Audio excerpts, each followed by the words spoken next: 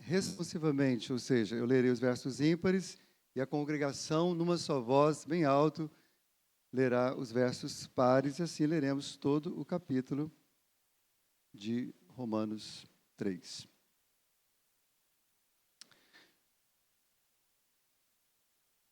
Qual é, pois, a vantagem do judeu? Ou qual a utilidade da circuncisão?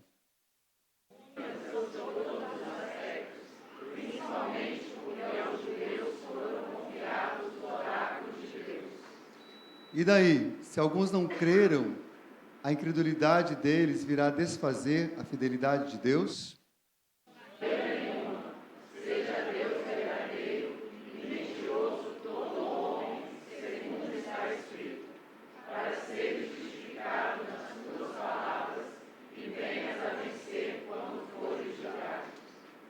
Mas se a nossa injustiça traz a lume a justiça de Deus, que diremos? Porventura, será Deus injusto por aplicar a sua ira?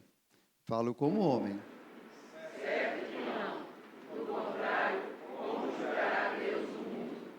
E se por causa da minha mentira fica em relevo a verdade de Deus para a sua glória, por que sou eu ainda condenado como pecador?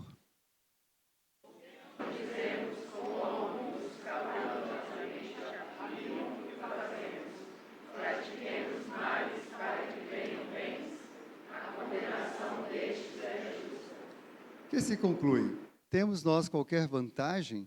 Não, de forma nenhuma, pois já temos demonstrado que todos, tanto judeus como gregos, estão debaixo do pecado.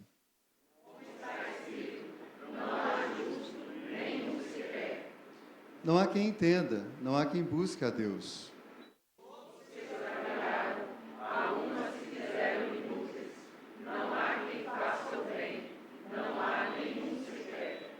A garganta deles é sepulcro aberto, com a língua urgem engano, veneno de víbora está nos seus lábios.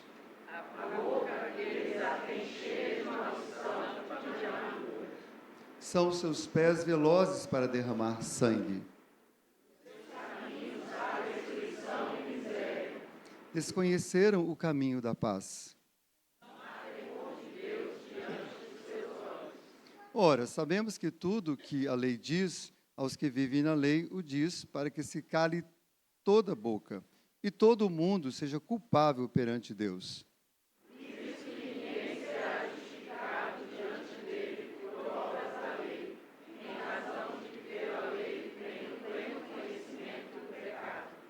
Mas agora, sem lei, se manifestou a justiça de Deus, testemunhada pela lei e pelos profetas.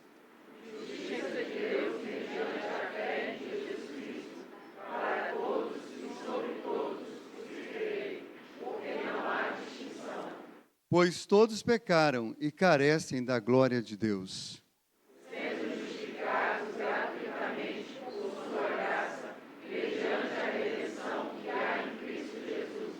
A quem Deus propôs no seu sangue como propiciação mediante a fé, para manifestar a sua justiça, por ter Deus, na sua tolerância, deixado impunes os pecados anteriormente cometidos.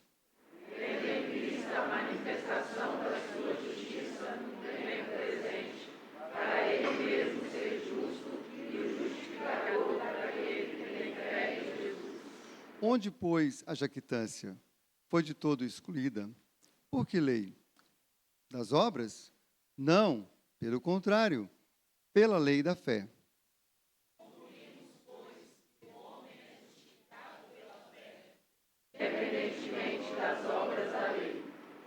É porventura Deus somente dos judeus? Não é também dos gentios? Sim, também dos gentios.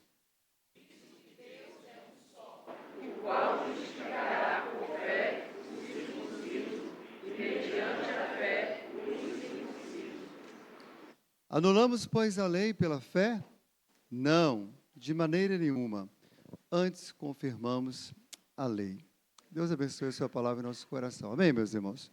Pedir só uma gentileza, se consegue desligar o ar-condicionado aqui para mim.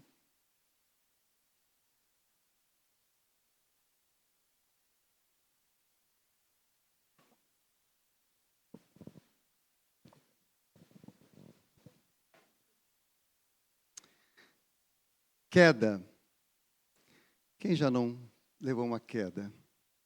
Crianças, jovens, adultos, idosos. Uma queda geralmente traz algum prejuízo, né? Um tropeço, você pode cair, se machucar bastante. Uma queda de uma escada, a queda de um andar, de uma laje, de um prédio, de uma ponte, a queda de uma árvore. Talvez uma das quedas mais trágicas que nós temos visto nos últimos tempos são a queda dos aviões. Na maioria das quedas de aviões, não sobrevive ninguém. A maioria das vezes as pessoas morrem todas numa queda de avião. Mas essa palavra queda, ela é muito elástica, ela é usada de muitas formas, né? Você pode usar essa palavra para falar de economia.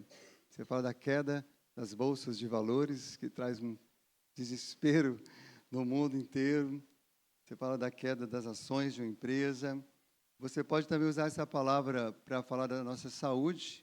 Alguém tiver uma queda de pressão aqui, de repente, no culto, vai precisar de algum tipo de ajuda. Alguém pode ter uma queda de glicose. Mas aqui, nós vamos usar essa palavra para falar em termos teológicos, em termos realmente religioso, aplicando, no caso, a quebra daquele perfeito relacionamento que Deus e o homem usufruía ali no início da criação.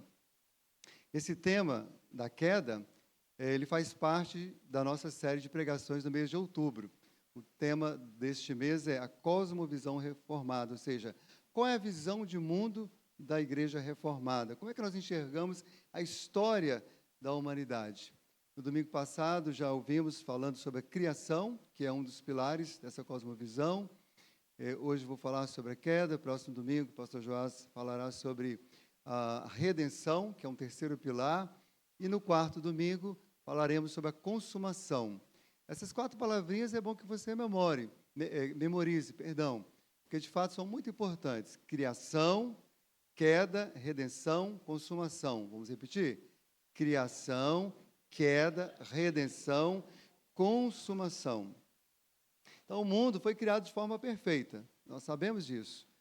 O homem caiu do seu estado original, isso já são os 2 primeiros pontos, né, dessa cosmovisão, mas cremos que Deus em Cristo, e por meio do Espírito Santo, aplica a redenção, e por fim haverá a consumação, que é com a sua gloriosa volta, que toda a igreja de Cristo espera. Essa semana eu tive o privilégio de participar de um congresso da Igreja do Evangelho Pleno, que é uma igreja de origem coreana, mas que está presente em praticamente todo o mundo, e foi muito legal ver 2 homens de Deus coreanos, falando, né, obviamente coreano, eles não falam português, né? Por um momento eu achei que eu estava em casa com Magno vindo dorama, né, porque era coroa, muito legal a linguagem deles. Pastor Paulo Kim traduzindo para nós. Mas o que me chamou a atenção é que lá do outro lado do mundo, aquela igreja também está ansiosa pela gloriosa volta de Jesus. O tema foi a noiva ataviada. E esse é o 4º pilar, né, da cosmovisão reformada. As coisas não encerram com a morte humana. As coisas não estão caminhando para um fim trágico. Sim, fim trágico para aqueles que não amam a Cristo, mas para aqueles que conhecem o Senhor, para uma eternidade maravilhosa. Mas hoje, como já falamos, queremos falar sobre a questão da queda. Como nós aprendemos domingo passado com o pastor André, homem e mulher foram criados à imagem e semelhança de Deus. Inicialmente, irmãos, viveram em íntima comunhão com o Senhor, obedecendo, amando e se alegrando em Deus.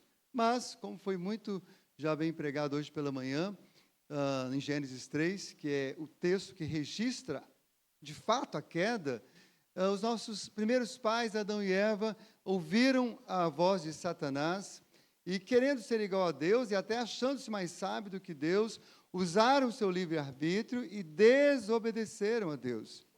Então, com a sua desobediência, os nossos primeiros pais, Adão e Eva, quebraram o pacto de obras, caíram do seu estado, por isso que é queda, caíram do seu estado de santidade para um estado de pecado, caíram de um relacionamento maravilhoso, de liberdade e intimidade com Deus, para um relacionamento marcado pelo medo, pela vergonha, pela culpa, E, por fim, caíram de um estado de vida espiritual eterna para um estado de morte espiritual, morte física, e colocando, então, fim, né, a esse tempo aqui na Terra, que é a experiência de todos os seres humanos.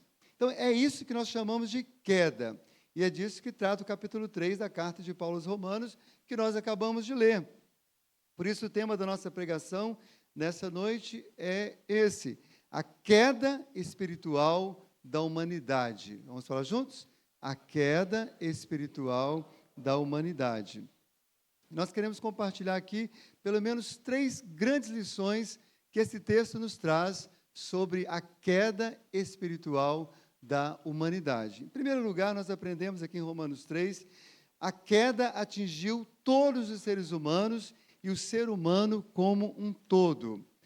Essa é uma lição importantíssima. Eu gostaria de pedir a gentileza que nós repetíssemos para memorizar mesmo. Vamos lá? A queda atingiu todos os seres humanos e o ser humano como um todo. Se você voltar um pouquinho no capítulo 2, você verá que o apóstolo Paulo já havia falado sobre a culpa de todos os homens. Mas parece que havia muitas objeções quanto a isso.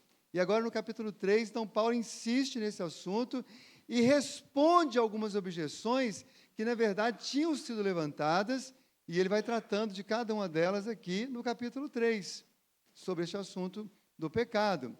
Então, primeiramente, nós observamos aqui logo no início que Paulo reconhece os privilégios do povo de Israel. Qual é, pois, a vantagem do judeu? Ou qual a utilidade da circuncisão? E ele mesmo responde, né? Muita, sobre todos os aspectos, principalmente porque aos judeus foram confiados os oráculos de Deus, não foram confiados os oráculos de Deus aos grandes povos da época, como o Egito, por exemplo. Não, Deus cria um povo, um pequeno povo, e revela-se a ele, e revela a sua vontade a ele.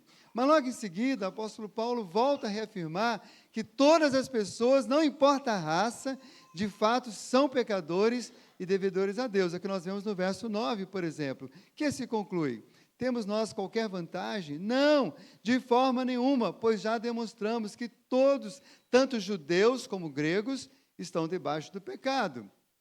E citar aqui judeus e gregos é a mesma coisa de falar judeus e gentios. Naquele momento, ele era um contexto realmente de uma cultura grega predominante no mundo romano, politicamente falando.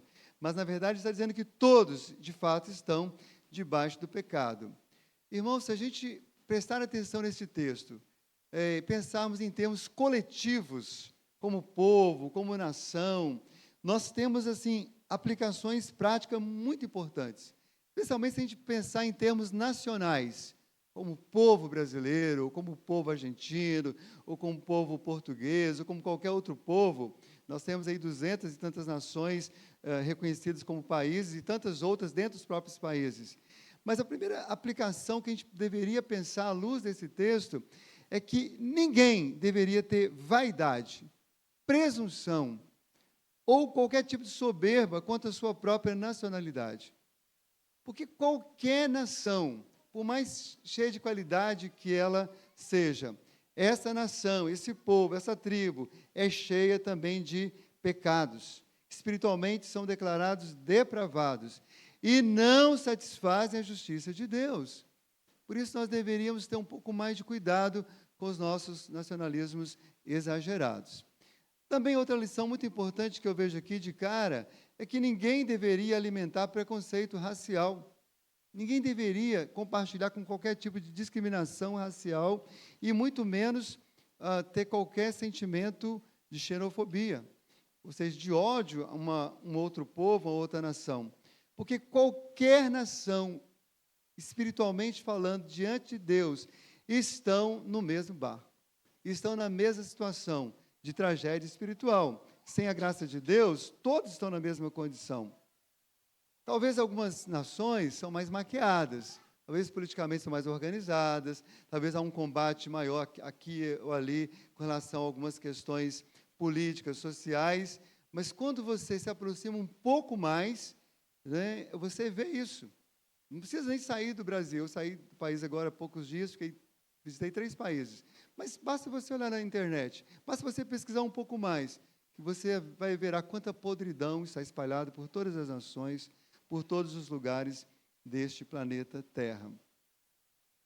Sim, irmãos, devemos amar todas as raças, povos, tribos, línguas e nações, pois todas elas necessitam da graça de Deus. E também a boa notícia é que todas elas podem ser alcançadas pela graça de Deus. Elas todas podem ser feitas discípulos de Jesus para a glória de Jesus. Mas pensando assim em termos pessoais, né, individuais, eu, você, nossa família, no dia a dia, as Escrituras também nos lembram da condição pecaminosa de todos os homens sem a graça de Deus. Nós lemos aqui no verso 10, como está escrito, não há justo, nenhum sequer, do ponto de vista divino, do ponto de vista da perfeição da justiça de Deus, nenhum de nós atende o padrão da justiça de Deus. Diante desse Deus justo, comparando com a justiça divina, nossas justiças são como trapos de imundícia, como está lá em Isaías 64, verso 5. Irmãos, a queda prejudicou o ser humano integralmente. E quando a gente fala que prejudicou o ser humano integralmente, nós estamos dizendo que ela prejudicou o ser humano como um todo, sua mente, seu coração, suas emoções, sua vontade, seu intelecto. Todos nós sabemos disso, todos nós lutamos com sentimentos que não gostaríamos de lutar, todos nós temos pensamentos que nós sabemos que são reprováveis. Quantas vezes a nossa vontade se inclina àquilo que não glorifica a Deus, aquilo que é contrário à vontade de Deus. A queda, ela prejudicou e afetou o nosso corpo. Nosso corpo, que antes era saudável, hoje, por mais cuidadoso que você seja, você não consegue garantir a sua saúde. Isso aqui não é nenhuma defesa para ninguém ser desmantelado, devemos cuidar. Aliás, quero abrir um parênteses para agradecer e glorificar a Deus pela vida do meu amigo de academia que está ali, né? Fiquei muito feliz, né? A gente treina junto lá e ele falou, vou lá visitar a sua igreja. Deus te abençoe. E a gente treina porque a gente sabe que nós temos que cuidar do nosso corpo para que nosso corpo também honre a Deus. Mas a gente sabe que não vai ser nossa academia, não vai ser nossa alimentação, não seremos nós que vamos garantir. Só quem pode garantir que nós vamos em frente com saúde e vamos viver mais um dia, ou dois, ou três, é o próprio Deus. Porque, na verdade, esse corpo aqui, ele está dia após dia se corrompendo. A gente vai perdendo força, energia, neurônios, e as coisas vão se complicando até culminar na morte. Mas o grande prejuízo da queda foi justamente porque a queda espiritual, a morte no pecado, separou o homem da íntima comunhão com Deus e também da íntima comunhão uns com os outros. Houve uma desconexão tanto do relacionamento do homem com Deus e do relacionamento do homem com os outros homens, com as outras pessoas. Isso também está muito claro aqui no verso 11. Não há quem entenda, não há quem busque a Deus. Todos se extraviaram, a uma se fizeram inúteis. Não há quem faça o bem, não há nenhum sequer. Não há temor de Deus diante dos seus olhos. Essa é a descrição do ser humano que ainda não foi tocado pela graça de Deus. E é assim que tem vivido a maior parte da humanidade. Isso é chamado na teologia de morte espiritual. Ou seja, o homem, ele anda nos seus delitos e pecados, está morto em seus delitos e pecados, distante do relacionamento com o seu Criador. Os seres humanos, por si mesmos, não conseguem obedecer o primeiro e maior mandamento, que é amar a Deus sobre todas as coisas, de todo o seu coração, de toda a sua força, de todo o seu entendimento. Essa separação de Deus também ela acaba reverberando, ou ela acaba influenciando os nossos relacionamentos humanos. E também, por causa do pecado, não conseguimos cumprir fielmente o segundo e maior mandamento. Qual é o segundo maior mandamento, segundo Jesus? Amarás o teu próximo como a ti mesmo. Imagina, você está num concurso, você e o outro passou, tem um ponto igual, vai ter que ter um critério, talvez, para classificar aquele que vai lá. Mas vamos supor que a pessoa que coordena o concurso vai assim, olha, a gente não estabeleceu o critério, um de vocês vai ter que renunciar em favor do outro. Quem vai renunciar? Ora, se você ama o outro como a si mesmo, você vai pensar, será que ele tem mais necessidade que eu? talvez tenha mais filhos, talvez tenha mais dívida, talvez tenha está mais novo, enfim, eu não sei. Mas como nós precisamos crescer no amor a nós mesmos, o pecado, ele dificulta esse amor ao próximo. A maioria das vezes somos amantes de nós mesmos, da nossa própria vontade, desejos. E aqui isso é descrito de maneira muito vívida nos versos 13 a 17, descrevendo a situação da maioria das pessoas. A garganta deles é sepulcro aberto, está pronto para engolir o outro. Com a língua urdem engano, veneno de víbora está nos seus lábios. Ô, gente, isso todo dia, né? E esse veneno de víbora hoje na internet, então, ele se esguicha assim, né? Você clica lá, está falando mal dos outros, está criticando os outros, uma coisa assim absurda, levantando calúnia. A boca eles têm cheia de maldição e de amargura. Todos os dias vemos isso também.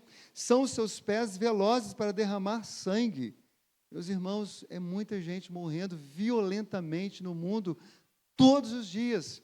No trânsito, violência doméstica, guerras, né? Essas guerras, todas, nenhuma guerra presta, no sentido, né, que a palavra de Deus mostra. As guerras são coisas que trazem muita dor, né? As pessoas que entram em guerra, elas têm as suas razões, mas, na verdade, diante de Deus, não se sustenta. Né? Você vê aqui, se você clicar agora, aí não vai clicar, só uma hipótese, não vai clicar. Mas clique em casa, depois coloca lá, número de pessoas mortas nas últimas guerras, qualquer uma das guerras, seja do Israel com Hamas, seja do Ucrânia e Rússia, né? Os números são absurdos. Né? Eu dei uma olhadinha rápida, assim, só para ver se eu estava falando alguma besteira. Eu olhei vários sites assim, eu fiquei assustado, porque fala-se, por exemplo, que morreram cerca de 400 mil soldados russos na guerra. E alguns coreanos foram para lá também para ajudar, né? Amiguinho lá foi para lá ajudar. Claro que a Rússia nega, mas eles já admitiram oficialmente cerca de quase 200 mil mortos, soldados. Só da parte deles. Que, para mim, pessoalmente, não faz diferença se é ucraniano, se é russo, se é palestino, se é israelita, se é jovem, adulto, criança. O fato é que são vidas que estão se perdendo porque, rapidamente, como diz aqui a palavra, os passos são velozes para derramar sangue. Essa é a situação da nossa humanidade. E por que não fala do nosso país, de tantas as formas que a gente vê de violência aí? Tem jornais aqui no Brasil que, assim, parece que esguicha sangue quando você liga a televisão, né? Sangue e sangue e sangue. É terrível, mas é a descrição de uma realidade que a gente vive. E ele continua dizendo, seus caminhos a destruição, a miséria, desconhecer o caminho da paz. Essa é a descrição do homem sem Deus. Ele não conhece mais o caminho da paz. Esse texto, meus irmãos, de Paulo aos Romanos, foi escrito há quase 2000 anos atrás, mas bem poderia ser um texto de uma matéria jornalística atualmente. Olha, eu não sei o que você tem pensado, mas eu lamento lhe informar. Os seres humanos, a não ser que sejam transformados por Deus, eles não são bons, como o deísmo moderno, que é uma filosofia já antiga, né? Mas hoje mais ainda está forte, insiste em dizer que as pessoas são boas, são maravilhosas. O que estraga é o meio, o que estraga é isso ou aquilo. Não é verdade. As pessoas têm uma natureza ruim. E eu digo com todo respeito, mas vou falar com toda clareza. Não basta, não precisa ir longe, não. Se você olhar ao seu redor, você vai ver quanta maldade ao seu redor. Mas olhe para dentro de você mesmo. Porque o objetivo aqui não é você ser juiz de ninguém. O objetivo é que eu olhe para dentro de mim, que você olhe para dentro de você, com sinceridade, e você chegará à mesma conclusão que o apóstolo Paulo chegou lá no Romanos 7,18. Porque eu sei que em mim, isto é, na minha carne, não habita bem algum. E com efeito, o querer está em mim, mas não consigo realizar o bem. Essa é a situação espiritual do homem. Mas o mesmo Paulo conclui o capítulo 7 da seguinte forma: dou graças a Deus por Jesus Cristo, nosso Senhor. Porque Paulo havia encontrado Cristo. E ele sabe que todos aqueles que encontram Cristo podem ter sua vida e a sua natureza transformadas, como de fato o apóstolo Paulo foi. Então, guarde essa mensagem no seu coração. A queda atingiu todos os seres humanos e o ser humano como um todo. Em segundo lugar, nós queremos compartilhar que a queda não significa injustiça de Deus e nem justifica o pecado do homem. Vamos falar juntos? A queda não significa a injustiça de Deus, nem justifica o pecado do homem. A queda não implica injustiça de Deus. Esse assunto está aqui nos versos 3 a 6. E daí, se alguns não creram? A incredulidade deles virá desfazer a fidelidade de Deus? De maneira nenhuma. Seja Deus verdadeiro e mentiroso. Todo homem, segundo está escrito, para seres justificado nas tuas palavras e venhas a vencer quando fores julgado. Mas se a nossa injustiça traz à lume a justiça de Deus, que diremos? Porventura será Deus injusto por aplicar a sua ira? Falo como homem. Certo que não. Do contrário, como julgará Deus o mundo? Parece que alguns crentes da igreja em Roma estavam equivocados quanto à questão da justiça de Deus e o pecado do homem. Então, eles estavam levantando a suspeita, ou acusando que Deus era infiel e injusto, porque ele, na verdade, permitiu a incredulidade, permitiu o pecado, e assim, então, Deus não deveria punir o homem por isso. Na verdade, alguns talvez achassem que, ao pecar, eles estavam até fazendo um favor para Deus. Porque se eu peco, eu destaco a justiça e a santidade de Deus. Era um raciocínio carnal, mas era isso que eles estavam pensando. Então, sendo assim, Deus seria injusto se os punisse pelos seus pecados. É mais ou menos alguém que poderia dizer assim, sei lá, para um policial: olha, você está brigando comigo, você devia agradecer, porque se eu faço coisa errada, justifica o seu trabalho, né? Eu já ouvi pessoas falar coisas desse tipo, né? Com médico. Eu já ouvi até a ovelha falar comigo. Um dia eu fui para o meu filho: você tem que parar, você está dando muito trabalho para toda a liderança da igreja. A pessoa falou: pastor, o senhor deveria agradecer, porque se tem cliente problemático, tem trabalho para o pastor. Eu falei: sem vergonha, né? Sem vergonha. Falei: claro, eu estou aqui para isso mesmo, mas se você podia dar uma ajuda a gente, né? Você está dando muito trabalho. É mais ou menos isso, o raciocínio carnal dos crentes de Roma. E apóstolo Paulo: vocês estão loucos? Não é assim que as coisas funcionam. Então, Paulo trata dessa questão e responde: é certo que não. Olha que Paulo é veemente. Deus não é injusto quando, em sua santa ira, ele pune os pecados de qualquer pessoa. Assim, irmãos, como Deus não foi injusto quando permitiu a queda. Essa é uma pergunta: por que Deus não criou o homem com a incapacidade de pecar? Essa é uma pergunta teológica importante até. E essa pergunta, na verdade, está por trás dessas outras perguntas dos crentes de Roma, e ela continua sendo feita por muitas pessoas. Por que Deus permitiu a queda? Por que Deus expulsou o homem do jardim do Éden? Mas uma das respostas a isso poderia ser: Deus não criou um robô programado. Deus criou um ser com livre arbítrio, que deveria, em algum momento, decidir continuar amando, honrando, adorando, ou poderia fazer exatamente o contrário. Foi o que o homem fez em algum momento: escolheu abandonar o Senhor. Agora, um outro fato importante, isso aí, eu sei que parece com o que os carnais estão falando, mas não é, mas é um fato que a gente tem que considerar, irmãos, é que a bondade, a justiça, o amor, a misericórdia, a graça e tantas outras virtudes manifestadas por Deus, elas são apreciadas por nós hoje, porque nós conhecemos também o horror da maldade do pecado, o horror da injustiça que a gente vê neste mundo. Eu não sei como os irmãos lidam com a questão da dor, né? Eu já até comentei isso aqui, eu gosto de compartilhar essa experiência. Sentir dor não é uma coisa agradável. Eu fujo da dor, né? Eu procuro me cuidar para não sentir dor, mas, obviamente, em algum momento a gente sente dor por uma razão ou por outra. Mas, irmãos, honestamente, todas as vezes que eu passo por uma situação de qualquer tipo de dor, física, emocional, Deus trabalha tanto na minha vida, meu coração se enche tanto de gratidão, especialmente porque a maior parte do tempo eu não sinto dor.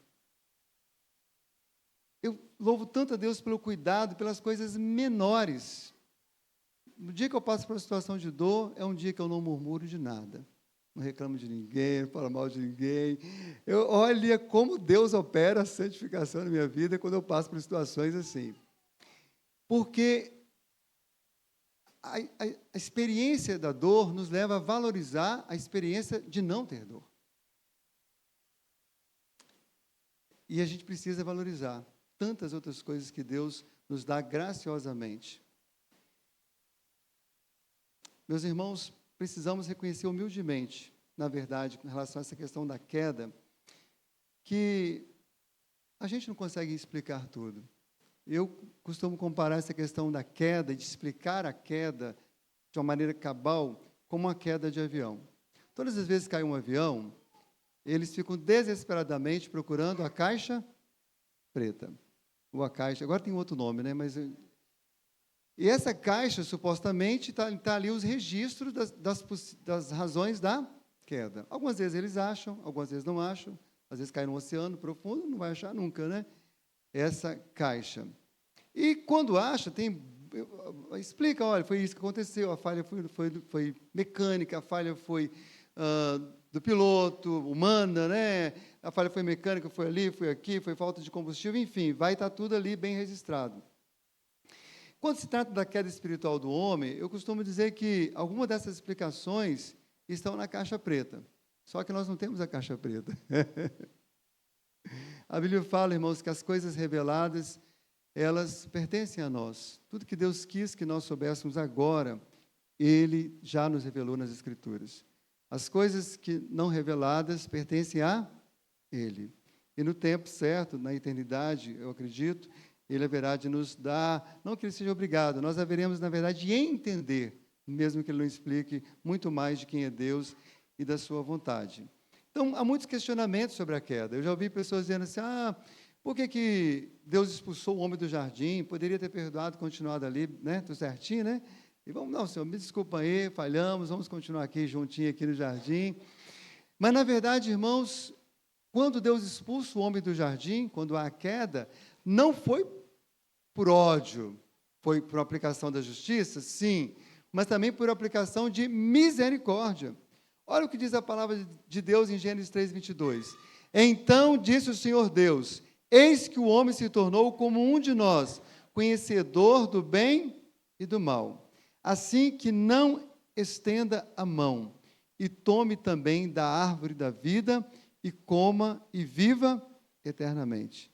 Ou seja, se Deus não expulsa o homem do jardim, ele comeria da outra árvore, do outro fruto, né? Da árvore da vida, e poderia viver eternamente naquela situação de pecado, de distância de Deus, de rebeldia contra Deus. Isso sim seria uma tragédia absurda. Mas como Deus expulsou o homem dali e proveu o recurso para nos levantar da queda, essa não precisa ser a sua realidade. Você pode encontrar salvação, você pode novamente ser conectado ao Senhor, você pode novamente ter comunhão com Deus. Então, nós cremos também, meus irmãos, que o fato de Deus ter permitido a queda e de Ele manifestar a sua justiça, não nos dá direito de permanecermos na prática e no deleite, no prazer do pecado. Ao contrário, justamente porque a nossa natureza é pecaminosa e Deus é justo, santo, misericordioso e gracioso, nós podemos e devemos nos arrepender dos nossos pecados e abandonar os nossos pecados. A queda não serve como justificativa para permanecermos na prática no deleite do pecado.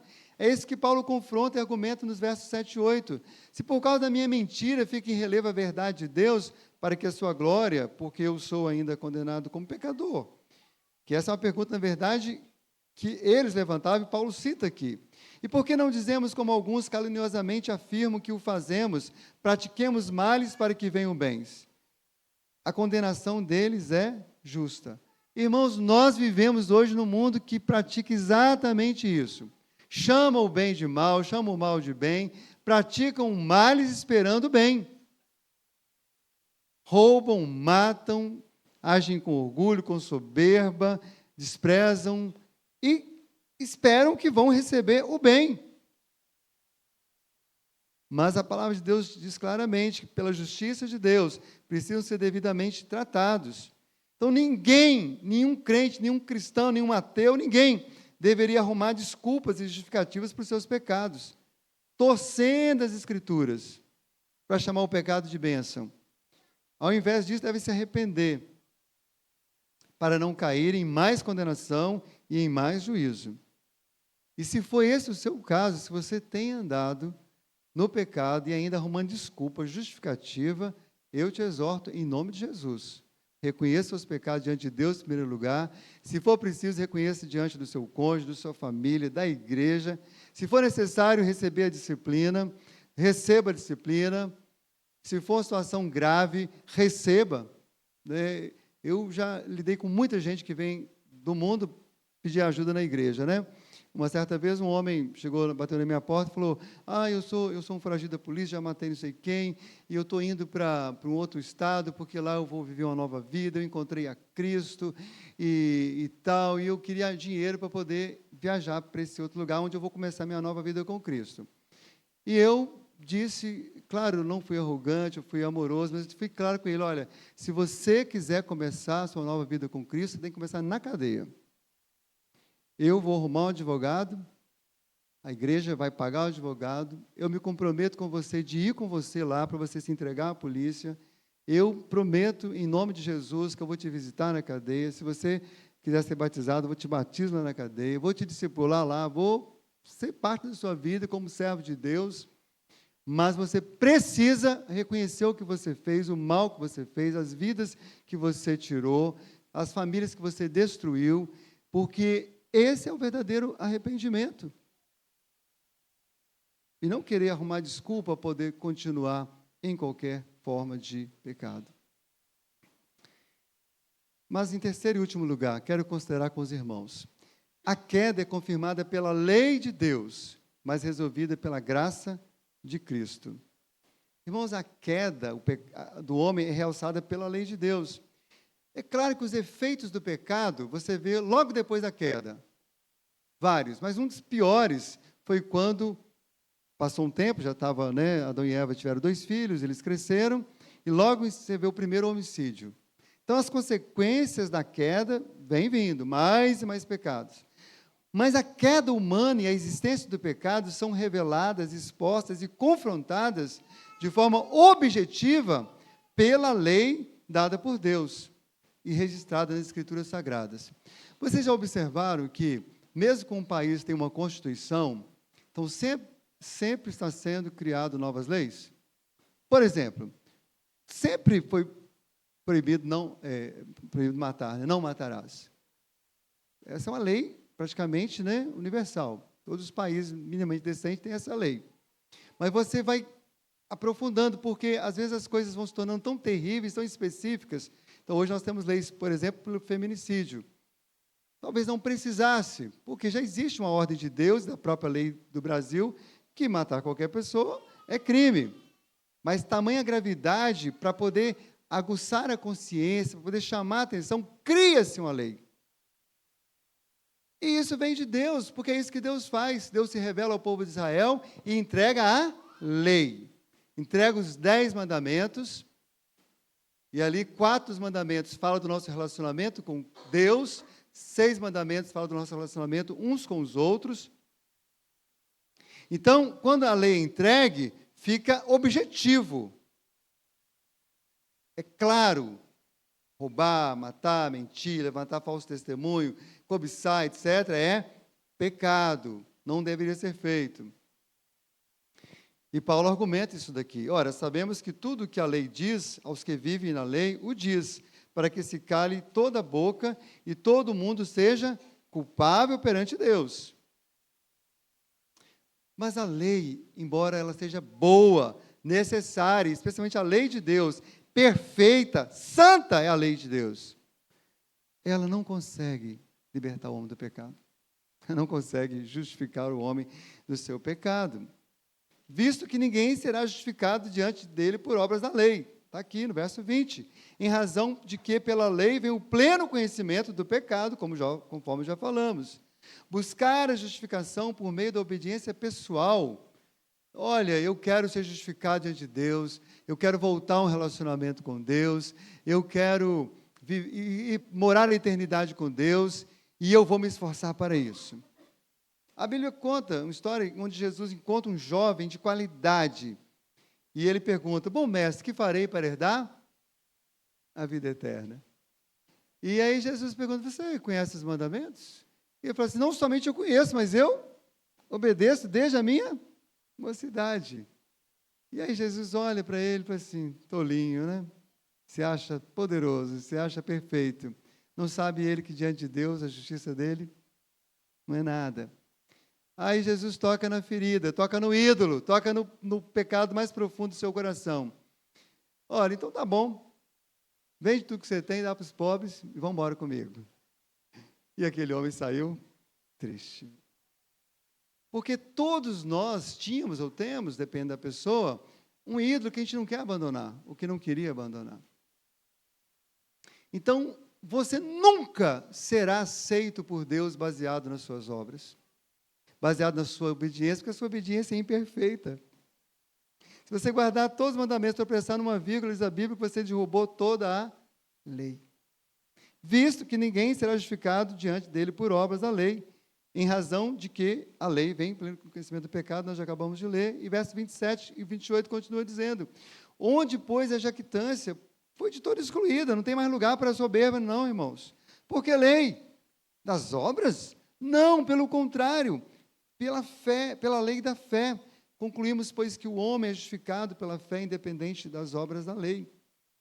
Irmãos, todo espírito de religiosidade leva as pessoas a querer ser justificado pelas suas obras. A única mensagem no mundo, durante todo o tempo da história da humanidade, que tira essa crença, é a mensagem do Evangelho.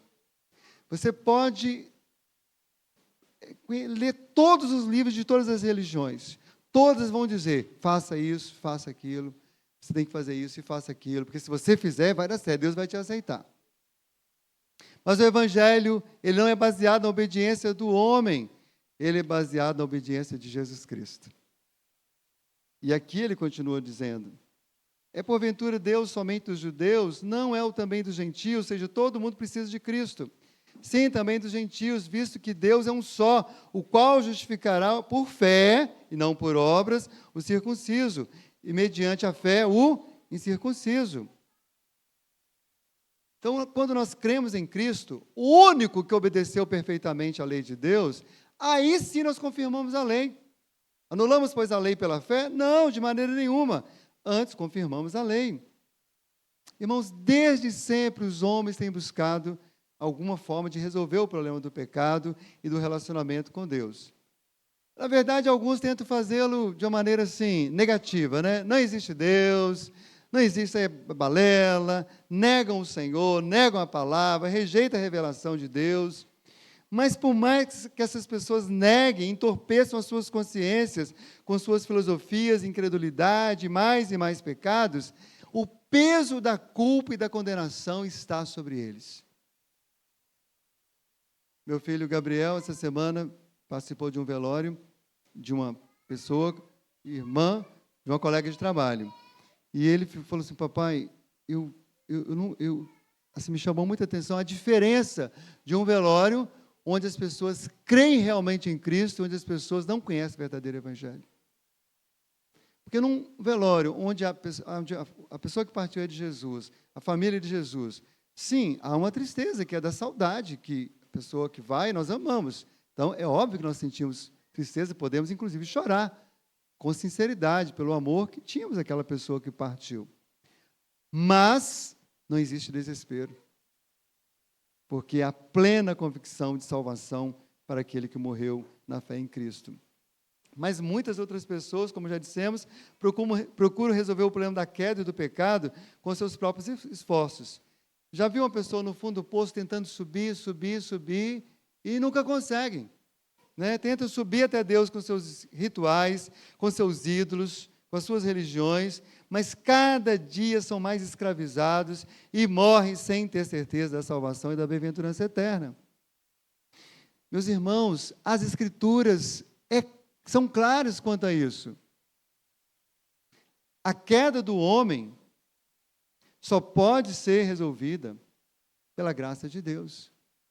Há uma necessidade de que a pessoa conheça a graciosa salvação e redenção de Deus em Cristo. E Paulo, então, gasta todo o restante desse capítulo para falar disso. Ele diz, ora, gente, sem lei se manifestou a justiça de Deus.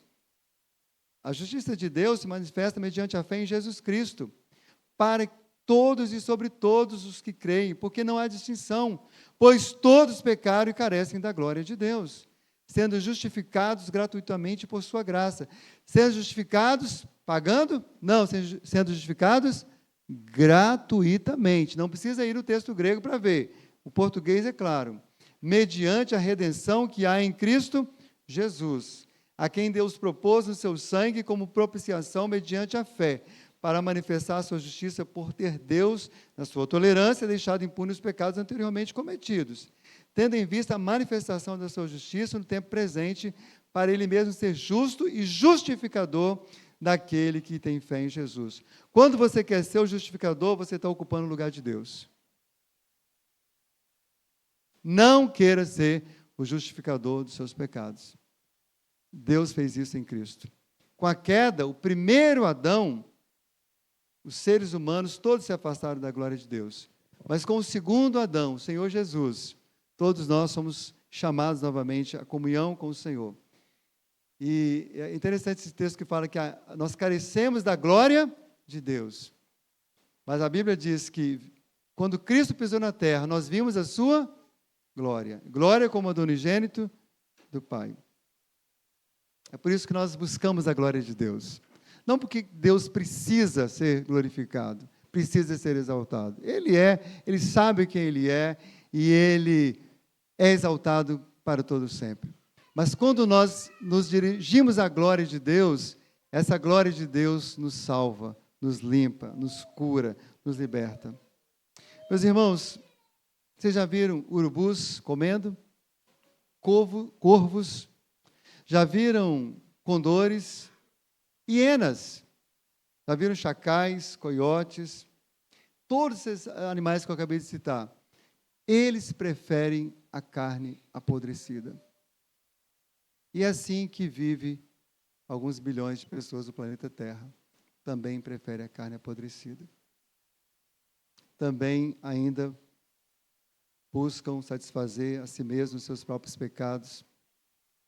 Mas quando alguém experimenta a graça e a glória de Deus em Cristo, essa natureza maldita, ela é transformada, ela é quebrada. A graça de Deus nos livra da culpa do pecado, mas também nos livra do poder do pecado. Amém, meus irmãos? Uma nova criatura nasce, uma nova vida se inicia. Não precisa morrer e nascer de novo, até porque a Bíblia diz que só vai morrer uma vez. Mas aqui na terra, nós podemos nascer de novo, ainda nesta vida, espiritualmente. E aí, um novo status também é concedido a cada um de nós. Somente Jesus Cristo, Filho de Deus, justo e santo, pode satisfazer a justiça de Deus. E quando alguém crê em Cristo de todo o coração, essa justiça lhe é imputada, lhe é concedida, e nós somos declarados justos e sem culpa. Louvado seja o nome do nosso Deus. Amém, meus irmãos? Quero concluir esta mensagem, primeiro lembrando as lições e aplicando mais uma vez cada uma delas. A queda atingiu todos os seres humanos e o ser humano como um todo. Irmão, a Bíblia é clara. Aquele que disser que não tem pecado, esse é mentiroso. Confessemos nossos pecados ao Senhor em arrependimento. Se você ainda não tinha convicção de quem era Cristo na sua vida, se você ainda lidava com Cristo apenas como um religioso, mas hoje você entendeu que só Ele pode te livrar da culpa e do poder do pecado, entregue a sua vida a Jesus hoje. Hoje é um dia que Deus quer ordenar vida sobre a sua vida terrena. Mas também, meus irmãos, a nós que já somos salvos, nós ainda lutamos com o pecado e precisamos também nos deleitar em Cristo para viver uma vida cada dia mais santa e longe do pecado. A queda não significa injustiça de Deus, nem justifica o pecado do homem. Então, querido, se você anda revoltado com Deus, Abandone essa revolta. Se você anda justificando seus pecados, pare de justificar. Reconheça-os. Não queira ser mais sábio do que Deus. Se você não consegue entender alguma coisa de Deus, da Bíblia, junte-se a mim, eu também não entendo tudo. Mas o pouco que eu entendo é suficiente para que eu me renda a Ele e dê glória a Ele.